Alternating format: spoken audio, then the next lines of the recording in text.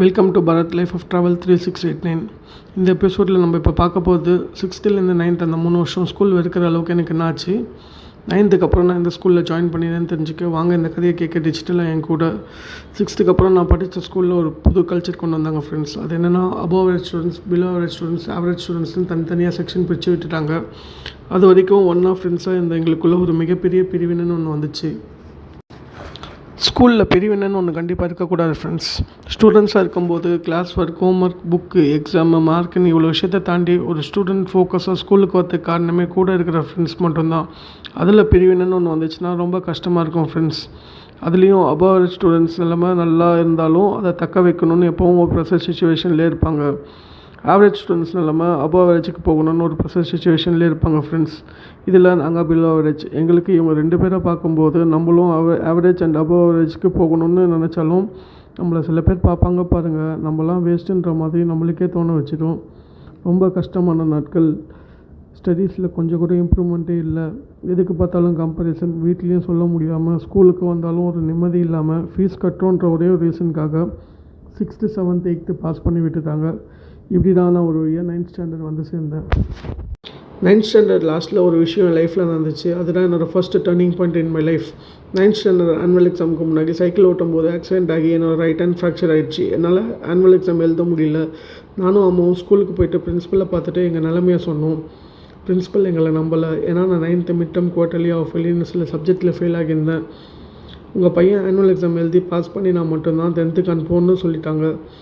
நாங்கள் எவ்வளோ ரெக்வஸ்ட் பண்ணி பார்த்தோம். அவங்க கடைசியாக எங்களுக்கு 2 ஆப்ஷன் கொடுத்தாங்க. ஒன்று எக்ஸாம் எழுதி பாஸ் பண்ணணும், ஆர் ஃபெயில்னு போட்டு டிசி தரோம், வேறு ஸ்கூல் ஜாயின் பண்ணிக்கோங்கன்னு சொல்லிட்டாங்க. அம்மா வீட்டுக்கு வரும்போது ஒரே அழுக. ஒழுங்காக படிச்சிருந்தா இந்த நிலமை வந்திருக்காதுன்னு சொல்லி அழுதுட்டு இருக்கும்போது எனக்கு ரொம்ப கஷ்டமாக போச்சு.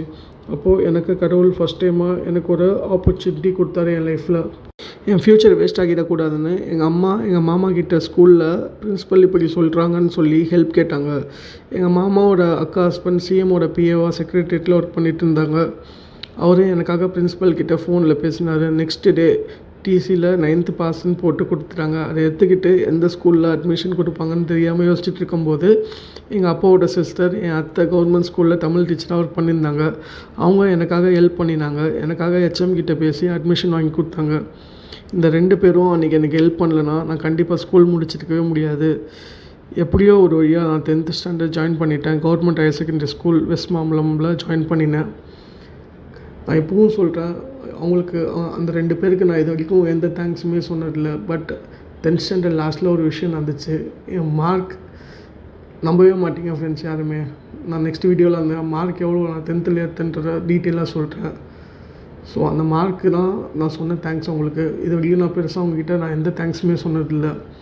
நான் ஃபஸ்ட்டு டைமாக இந்த வீடியோ மூலிமா அவங்க 2 பேருக்குமே நான் ரொம்ப மனசால் தேங்க்ஸ் சொல்கிறேன்.